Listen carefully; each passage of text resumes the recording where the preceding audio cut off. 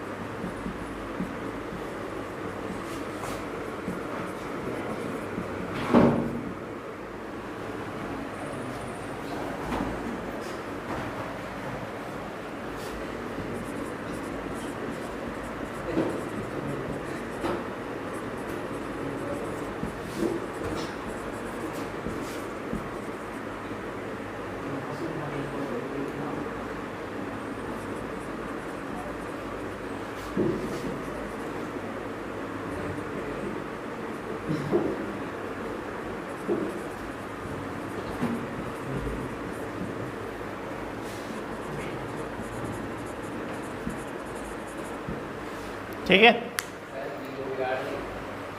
तो ईएमएफ तब तक इंड्यूस्ड होता रहेगा जब तक कि फ्लक्स चेंज होता रहेगा, और अगर फ्लक्स चेंज होना बंद हो गया तो इंड्यूस्ड ईएमएफ भी कितना हो जाएगा, 0 हो जाएगा। ये तो इनका लॉ था first.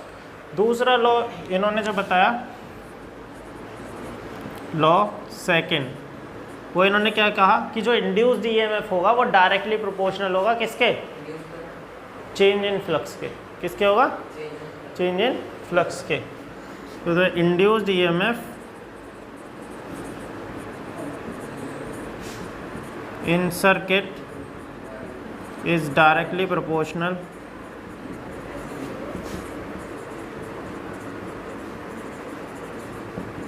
to the changing flux। ठीक है, तो यानी कि जो ईएमएफ होगा वो डायरेक्टली प्रोपोर्शनल होगा डी फाई के। तो ये डी फाई क्या है, change in flux, sorry rate change of flux लिख लेना, d phi 1 d t, rate change of flux, rate change of flux. ठीक है, तो E is directly proportional d phi over d T.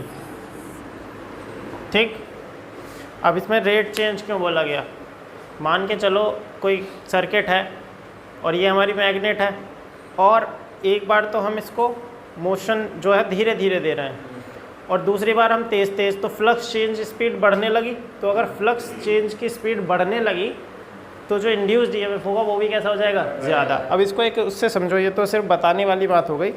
तो देखो जब जनरेटर चलता है तो धीरे धीरे अपनी स्पीड पकड़ता है, तो लाइट धीरे धीरे एकदम तेज़ हो जाती है और फिर वो कांस्टेंट स्पीड पे चलता रहता है, तो लाइट जो है कांस्टेंट आ जाए। फिर जब हम उसे बंद करते हैं तो वो धीरे धीरे बंद होता है अपनी इनर्शिया की वजह से। तो तुमने देखा होगा लाइट भी स्लो हो के जाती है, तो वो ईएमएफ इंड्यूस भी उसी हिसाब से चेंज होता है उसमें। ठीक है, तो ये हाँ, तो ये दो नियम हैं। ठीक है,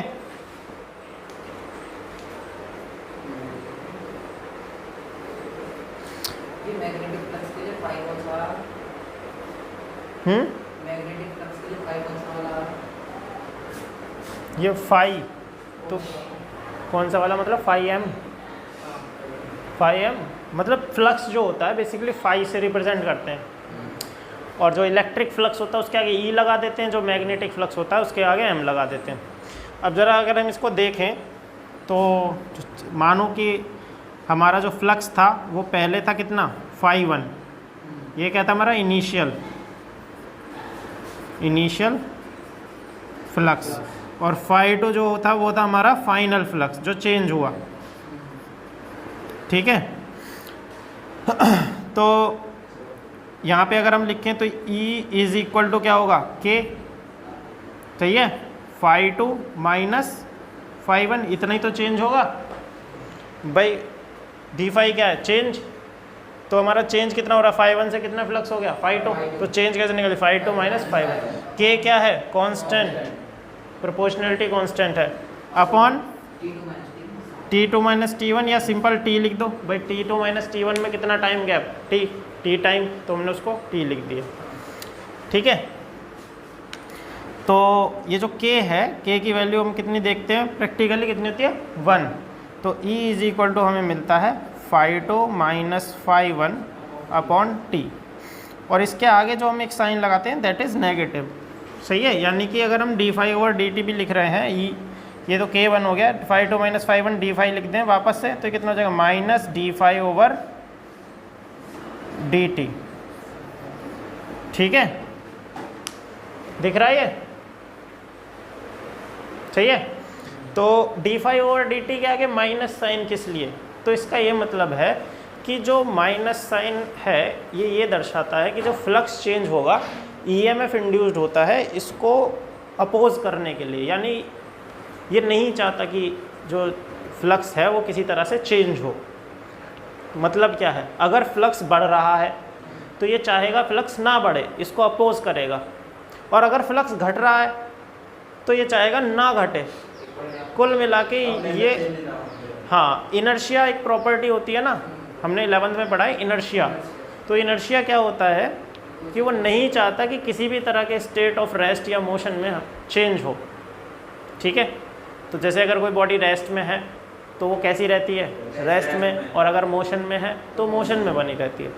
तो उसको करने के लिए हमें अपोज करना पड़ता है या कोई फोर्स लगाना पड़ता है, तब जाके वो चेंज होती है। तो इसी तरह से ये भी अपोज करता है। तो ये एक इनर्शियल प्रॉपर्टी है इसकी, और मेन जो चीज़ है, मेन कॉन्सेप्ट है कि इसी वजह से ईएमएफ भी इंड्यूस्ड हो रहा है। ये कोई ऐसा यहाँ कोई एनर्जी जनरेट नहीं हो रही, अगर हम सोचें हम वर्क कर रहे हैं किस में, इसको चेंज करने के लिए। ठीक है, तो जो हमारा वर्क है वही किस में बदल रहा है, इलेक्ट्रिक एनर्जी में। तो basically magnetism is a medium, magnetism सिर्फ एक जरिया है हमारे फिज़िकल वर्क, मैकेनिकल वर्क को इलेक्ट्रिक एनर्जी में कन्वर्ट करने का। ठीक है, तो ईएमएफ तो इंड्यूस्ड हो गया, कितना हो गया, minus d phi over d t, और ये नेगेटिव साइन क्या बता रहा है कि इसकी जो डायरेक्शन है वो अपोजिट होती है, यानी इस तरह की होगी कि वो चेंजिंग फ्लक्स को क्या करेगा, अपोज करेगा। तो डायरेक्शन इसकी किसने दी भाई, सपोज़ करो जैसे कि हम किसी सर्किट में बैटरी लगाते हैं, तो जब हम बैटरी लगाते हैं तो हमें पता होता है कि डायरेक्शन क्या है, पॉजिटिव से नेगेटिव। तो हमने कहा कि भाई इधर भी जो करंट इंड्यूस हो रहा है, जो ईएमएफ इंड्यूस हो रहा है, इसकी डायरेक्शन कैसे पता करें। मतलब कि एक हमारा ये लूप है, क्या है, लूप, यहाँ हमने मैग्नेट रखी, ये इसका एन पोल है। हमने कहा कि इस मैग्नेट को हम आगे की तरफ लेके जा रहे हैं, तो किस डायरेक्शन में इस कॉइल के अंदर करंट फ्लो करेगा, यानी उसकी डायरेक्शन क्या होगी, क्लॉकवाइज होगी, एंटी क्लॉकवाइज होगी, किस तरह की होगी, सुन लो। ठीक है, वो हमें निकालना है। तो पहले इसके बारे में हमें पता नहीं था, तो बाद में इसकी जो एक्सप्लेनेशन थी वो हमें किसने दी? लेंज ने दी। किसने दी? लेंज ने। तो इसको बोलते हैं लेंज लॉ। क्या बोलते हैं? Lenz law. लेंज ने क्या कहा? लेंज ने ये कहा कि जो इंड्यूस्ड ईएमएफ होगा या जो इंड्यूस्ड करंट होगा उसकी डायरेक्शन इस तरह की होती है कि ये अपने ही जेनरेटिंग कॉज को अपोज करता है या अपने ही जेनरेटिंग कॉज को किल करने की कोशिश करेगा। मतलब जिससे पैदा हुआ है उसी को मारने की कोशिश करता है।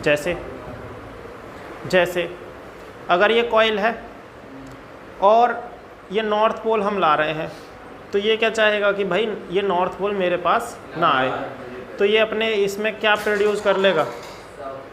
नहीं। तो अगर साउथ पोल क्रिएट किया तो ये अटैक करेगा इसको। समझ में आया? अगर इसने साउथ पोल क्रिएट कर लिया इधर, तो साउथ पोल तो नॉर्थ को क्या करेगा? अट्रैक्ट करेगा। तो रिपेल कहाँ कर रहा है? तो लेंज ने क्या कहा कि अगर ये नॉर्थ पोल इस साइड आ रहा है तो करंट की डायरेक्शन इस तरह की होगी कि इधर भी यहाँ पे कॉइल में क्या बन जाएगा? नॉर्थ बन जाएगा। समझे? तो ये नॉर्थ को क्या करेगा?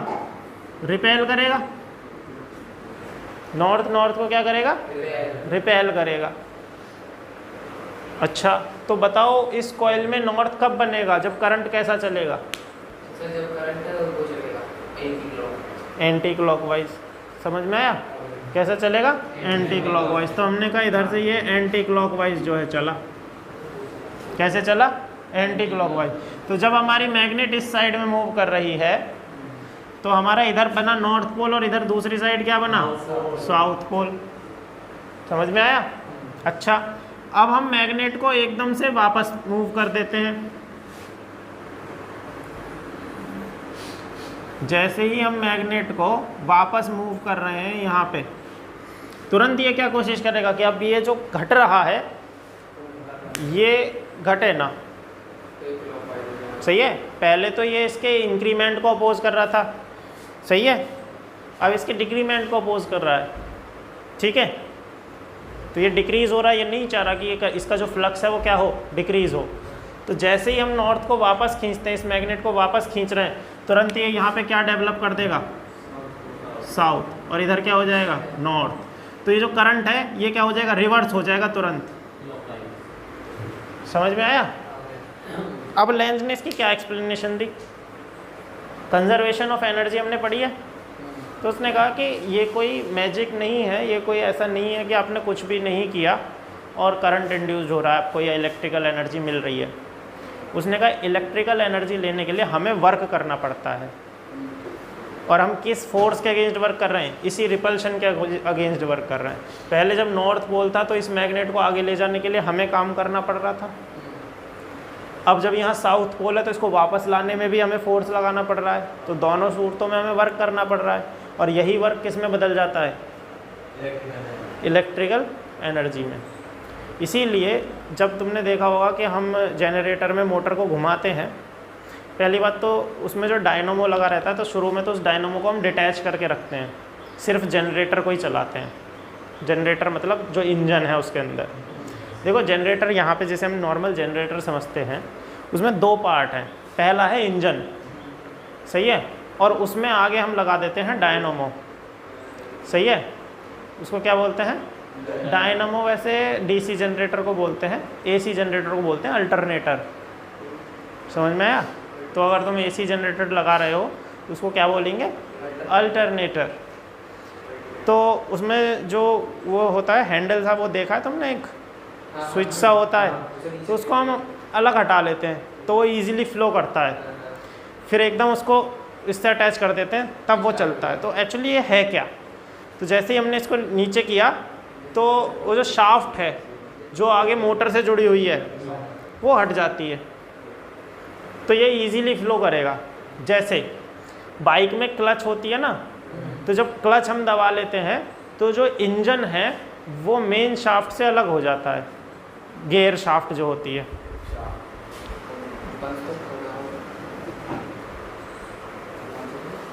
ठीक है? सही है? क्यों? क्योंकि अगर पहले ही ये चीज़ जुड़ी रहे तो हमें वर्क करने में ना बहुत ज़्यादा मतलब फोर्स लगाना पड़ेगा, तुम घुमा भी नहीं पाओगे। अगर उसको हम लगा देते हैं तो घूमता है क्या वो? नहीं घूमेगा ही नहीं। तो बेसिकली जो जनरेटर है वो दो हिस्सों में है। पहला क्या है? इंजन। तो तुम इंजन चला के उसको अल्टरनेटर के शाफ्ट के साथ जोड़ देते हो, तो जब इंजन घूमता है तो शाफ्ट जुड़ जाता है उसमें, और आगे जाके ये मोटर भी अल्टरनेटर वाली रोटेटर जो है वो घूमने लगता है। और वो किसके बीच में रखा है? मैग्नेटिक फील्ड के बीच में। दो मैग्नेट्स होती हैं उनके बीच में, तो फ्लक्स चेंज हो रहा है, कंटिन्यूस चेंज हो रहा है, तो हमें क्या मिल रही है? लाइट। सही है। ये हम इलेक्ट्रिक जनरेटर में पढ़ेंगे, आगे पढ़ेंगे इसको हम। सर जैसे हम प्लेट्स के बीच में टॉप रखेंगे तो राउंड करता है ऐसा कुछ? हाँ, नहीं, वो जो प्लेट के बीच में हम वो रख रहे हैं डाइपोल, वो तो उसके अलाइन हो जाएगा, वो तो बस अलाइन हो जाएगा, घूमेगा नहीं। वो ऐसे घूमेगा नहीं, वो बस ऐसे रोटेट करके अलाइन हो जाएगा। समझ में आया? ठीक। तो लेंज ने क्या कहा? ये हमेशा अपने जनरेटिंग कॉज को क्या करेगा? अपोज करेगा। ठीक है, ये है लेंज लॉ। ठीक। तो इसके मैं डायग्राम थोड़ा ठीक करके बना देता हूँ यहाँ पे, इसको ज़रा देख लेना।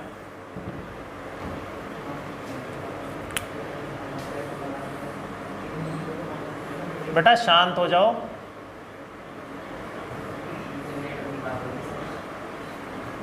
ठीक है, तो इधर क्या बनेगा?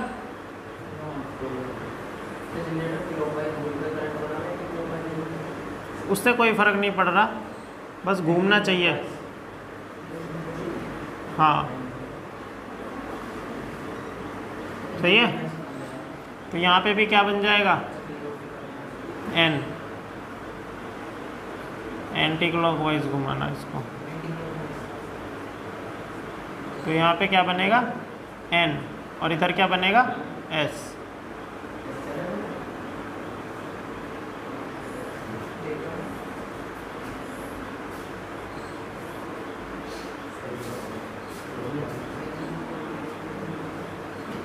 ठीक है, इस तरह से। और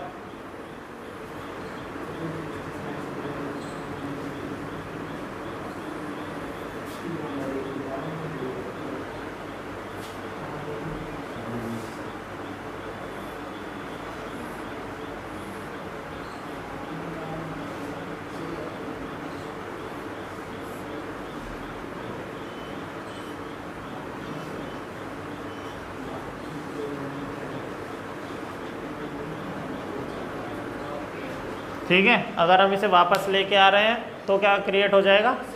साउथ क्रिएट हो जाएगा। तो ये लेंज लॉ था, इसने हमें बताया डायरेक्शन के बारे में। ठीक है,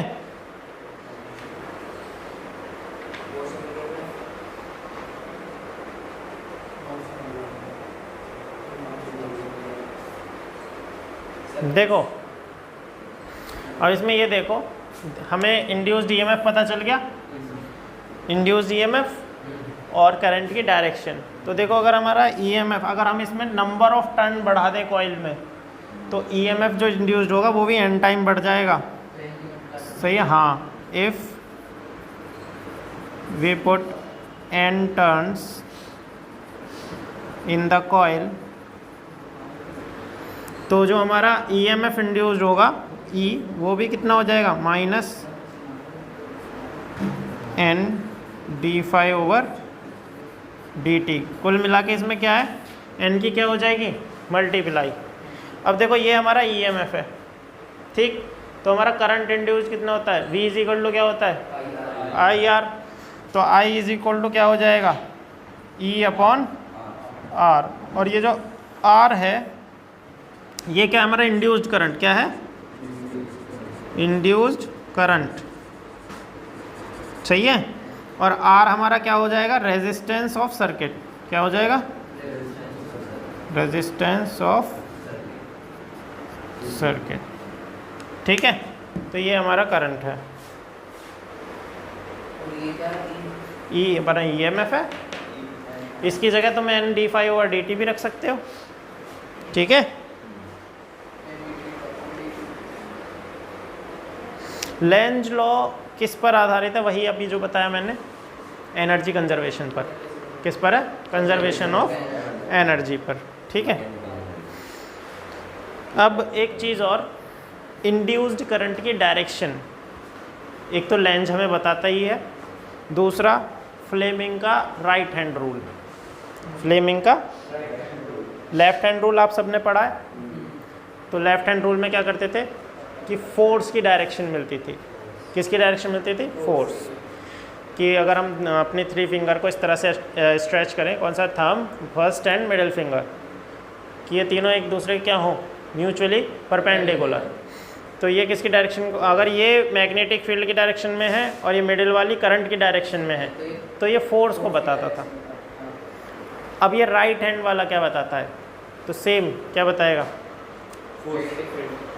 magnetic field, force, induced current, ये तीनों चीज़ें सेम है। Force, magnetic field, current, father mother child. But अब हम क्या है, इसको तो फोर्स की डायरेक्शन में रखेंगे। फोर्स क्या? जिस डायरेक्शन में हमारा कॉइल घूम रही है, जिस डायरेक्शन में उस पर फोर्स लगा रहे हैं। ये क्या है? मैग्नेटिक फील्ड की डायरेक्शन। तो ये क्या है उसमें? इंड्यूस्ड करंट की डायरेक्शन में। समझ में आया? कैसे कैसे इसको ज़रा देखो। तो यहाँ ध्यान दो, जैसे सपोज करो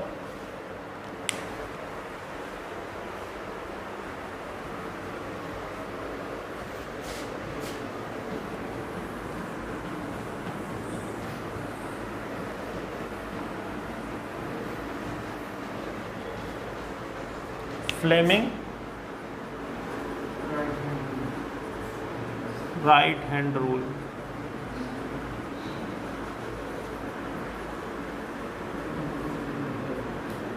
ठीक है। तो देखो, अगर हमारा ये मैग्नेटिक फील्ड है, इसका क्या मतलब है? मैग्नेटिक फील्ड किधर है? हाँ, invert to the plane of paper. Okay, ये मैग्नेटिक फील्ड है और इसमें हमने एक कंडक्टिंग रॉड रखी। क्या रखी? Conducting rod. और इस पर हम फोर्स लगा रहे हैं इस डायरेक्शन में। किस डायरेक्शन में? Right side. तो इसमें इंड्यूस्ड करंट की डायरेक्शन बतानी है, तो हम अपना राइट हैंड लेंगे। तो देखो, मैग्नेटिक फील्ड कहाँ है? अंदर। मैग्नेटिक फील्ड कहाँ है? अंदर। और फोर्स कहाँ है? इधर। तो करंट कहाँ जा रहा है? ऊपर। तो इसमें जो आई होगा वो ऊपर की तरफ इंड्यूस्ड होगा। ठीक है। अगर हम फोर्स इधर लगाने लगे तो आई कहाँ चला जाएगा? नीचे। तो ये हमें बताता है किसकी डायरेक्शन? करंट की डायरेक्शन। लेफ्ट हैंड हमें बताता था फोर्स की डायरेक्शन। तो लेफ्ट हैंड वाले पे क्या बेस्ड है? Electric motor. क्या है? Electric motor. इस पर क्या बेस्ड है? Electric generator. ठीक है, बस ये फर्क है।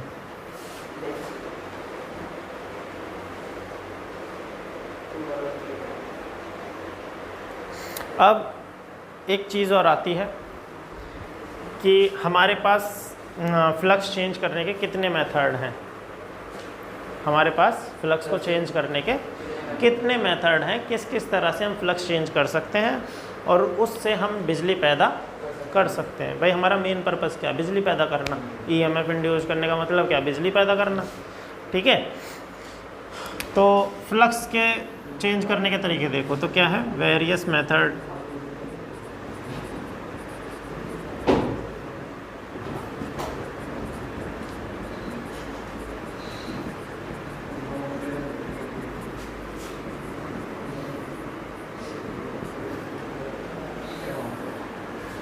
Various method to change flux. कौन सा फ्लक्स? Magnetic flux. कौन सा?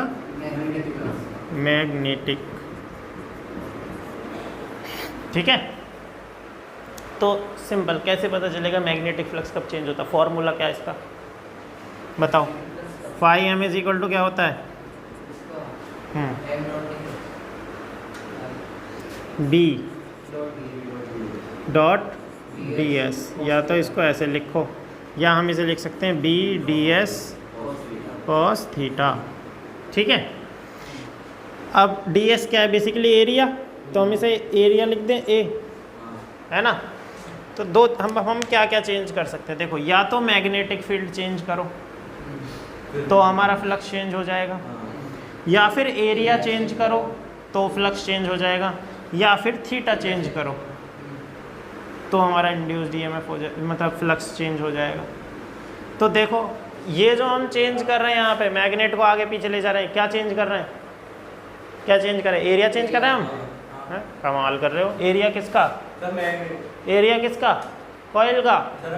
भाई ये जो जितना बड़ा है कॉइल है यही तो उसका एरिया है, तो हम क्या चेंज कर रहे हैं यहाँ पे, फ्लक्स तो चेंज हो रहा है, किसके चेंज होने की वजह से हो रहा है, मैग्नेटिक फील्ड। यानी यहाँ पे क्या चेंज हो रहा है, तो फर्स्ट टर्म में क्या ले रहे हैं, by changing magnetic field, magnetic field. तो मैग्नेटिक फील्ड कैसे चेंज करें, तो हम ये जो हमारी मैग्नेट है इसको हम आगे पीछे ले जा रहे हैं, तो क्या चेंज हो रहा है इस पॉइंट पर, मैग्नेटिक फील्ड, जिसकी वजह से फ्लक्स चेंज हो रहा है। पहला तरीका हमें पता चल गया कि कैसे चेंज करना, ये भी पता चल गया। अगर हम मैग्नेट को मूव करेंगे तो फ्लक्स चेंज होगा। ओके, दूसरा तरीका बाय चेंजिंग एरिया। अब इसको कैसे करेंगे, किसी के पास कोई आइडिया है? हाँ, तो एक चलते जनरेटर में कॉइल को बड़ी कैसे करेगा, बार बार ऐसे उसके बोलेंगे चलो लूप बढ़ाओ, चलो लूप घटाओ, तो फिर वो तो कांस्टेंट ही रहेगा ना कुल मिला के। भाई हमने मैग्नेट को एक जगह फिक्स कर दिया, अब हमें फ्लक्स चेंज करने के लिए एरिया चेंज करना है, तो जल्दी जल्दी एरिया कैसे चेंज करोगे बताओ, कुछ दिमाग में आ रहा है?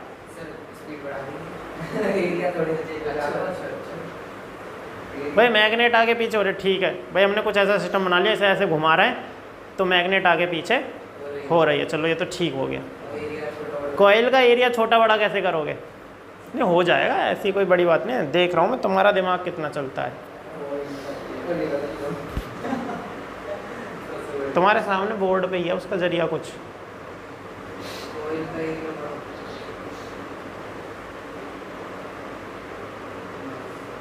चलो मैं तुम्हें थोड़ी सी हेल्प कर देता हूँ।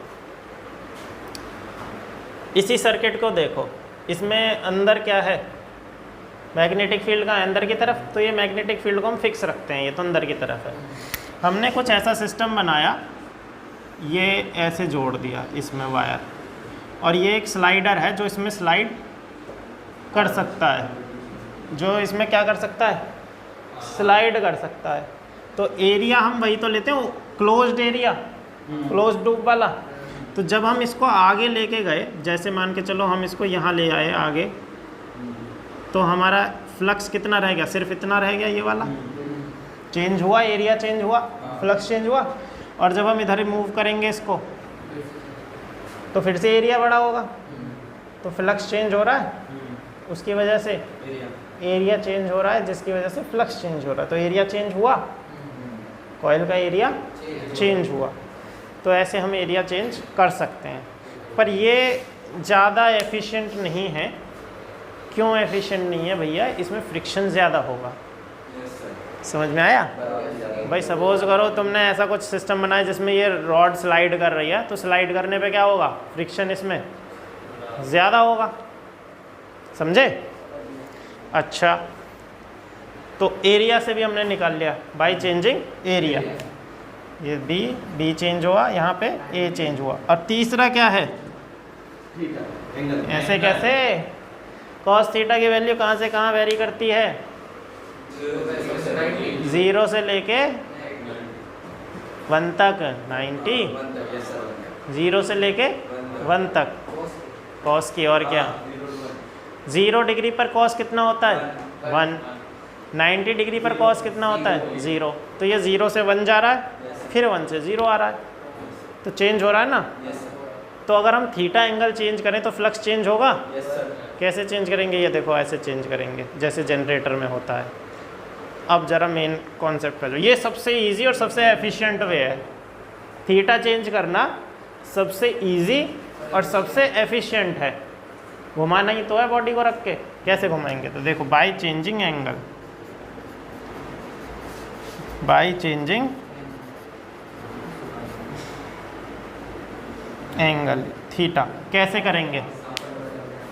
तो इसको ज़रा ध्यान से देखते हैं।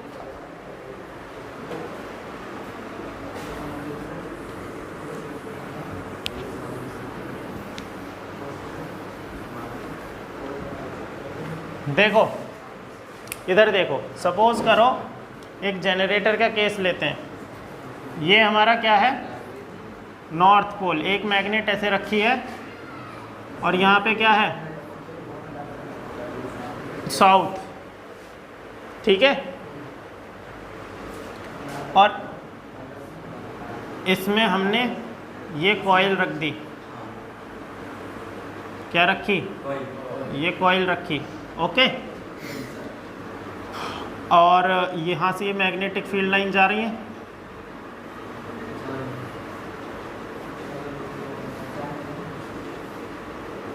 अब ज़रा टॉप से देखना, देखो ये इसका एरिया है, सामने से दिख रहा है ना कि देखो कैसे कि हमारे बीच में ये दोनों तरफ मैग्नेट रखी है, इधर भी मैग्नेट है और इधर भी मैग्नेट है, और ये कॉइल है। तो अभी इसका एरिया वेक्टर किधर है? इधर, सही है। यानी ये नॉर्थ से साउथ की तरफ जा रहा है, तो इतना, तो एंगल कितना है अभी? 0। भाई एरिया वेक्टर और मैग्नेटिक फील्ड लाइन में कितना है? 0 है। अब हम इसको ऐसे घुमा रहे हैं तो एरिया वेक्टर किधर चला गया? इधर आ गया, मेरी तरफ आया, तो कितना हो गया? 90, सही है।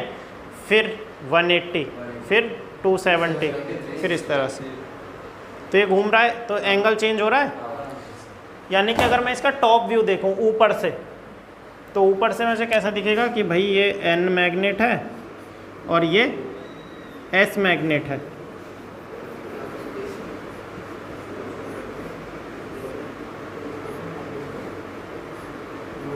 ठीक है। तो ऊपर से तो मुझे ये वाला सिरा दिखेगा, इसका नाम रख देता हूँ, ये A, B, C और D। तो ऊपर से दिखने पे मुझे AD दिखेगा, ये रहा A और D, ये AD है, ठीक है। तो अगर AD बिल्कुल इसके तरह है तो इसका एरिया वेक्टर किधर काम कर रहा है? अभी हमने कहा नीचे की तरफ, किधर काम कर रहा है? नीचे की तरफ। और मैग्नेटिक फील्ड किधर काम कर रहा है? N से S की तरफ। तो एंगल कितना? तो cos 90 कितना? तो cos 90 कितना हो गया हमारा? सॉरी 0, सही है। चेंज हुआ तो फ्लक्स हमारा कैसा हुआ? 0। फ्लक्स कैसा हुआ? 0। अच्छा, उसके बाद सेकंड केस में क्या होता है?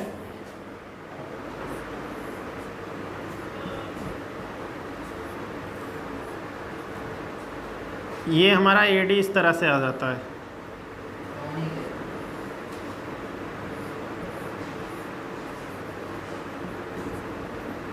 तो ये एरिया वेक्टर और ये हमारी मैग्नेटिक फील्ड लाइन। तो एंगल कितना? थीटा कितना हमारा? 0 डिग्री, सही है। तो cos 0 कितना हो गया हमारा? 1। तो फ्लक्स अब हमारा कैसा हो गया? मैक्सिमम। तो ये टर्न ही तो कर रहे हैं हम इसको, तो टर्न करने पे हमारा फ्लक्स चेंज हो रहा है, सही है। तो ये सबसे एफिशिएंट वे है। तो क्या by changing magnetic field, B change करोगे तो भी फ्लक्स चेंज होगा, A चेंज करोगे तो भी फ्लक्स चेंज होगा, और थीटा चेंज करोगे तो भी फ्लक्स चेंज होगा। तो देखो फ्लक्स जो चेंज होता है, अभी जब हम इसका जनरेटर में यूज़ करेंगे तो cos थीटा नहीं आता, वहाँ पे क्या आता है? साइन। क्यों आता है? क्योंकि जो इंड्यूस्ड EMF निकालते हैं वहाँ फ्लक्स नहीं निकालते, क्या निकालते हैं? तो EMF E जो होगा वो क्या होता है? d फाई ओवर dt, और फाई की वैल्यू क्या है? BA cos theta. तो देखो BA तो हमारा कांस्टेंट हो गया, तो d upon dt cos theta. अब देखो ये थीटा है, नहीं t के रेस्पेक्ट में कर रहे हैं ना, थीटा के रेस्पेक्ट में थोड़ी ना कर रहे हैं। तो थीटा को t के टर्म में कैसे लाएं? किसी के पास कोई आइडिया? t के टर्म में कैसे लेके आएँ? एंगुलर वेलोसिटी पढ़ी है? नहीं पढ़ी? थीटा क्या होता है? Angular displacement. थीटा क्या है? और ओमेगा क्या होता है? Angular velocity. और टी क्या है? टाइम। तो वेलोसिटी इज इक्वल टू क्या होता है? तो velocity omega is equal to क्या हो गया? थीटा अपॉन, तो थीटा इज इक्वल टू क्या हो गया? तो थीटा की जगह क्या रख सकते हैं? ओमेगा क्या है? कॉइल की वेलोसिटी। सही है। इसीलिए जो इंड्यूस्ड ईएमएफ होता है बेटा यहाँ पे कॉस, देखो ओमेगा कांस्टेंट आएगा तो हो जाएगा ओमेगा बी ए साइन ओमेगा टी। कॉस का हो जाए माइनस, तो ये माइनस हो जाएगा। माइनस माइनस प्लस, ये माइनस होता है ना डी फाइव और डी टी, तो ये प्लस हो जाएगा माइनस माइनस। ठीक है। तो कितना आ गया? ओमेगा बी ए साइन ओमेगा टी। तो ये एंगुलर वेलोसिटी पे निर्भर कर रहा है फ्लक्स। जितनी तेज कॉइल घूमेगी फ्लक्स का मतलब सॉरी ईएमएफ। अरे कॉस ओमेगा टी का माइनस साइन ओमेगा टी, और ओमेगा टी का भी तो करेगा, ओमेगा नहीं आएगा। मैथ चलो इसको वो कर देना।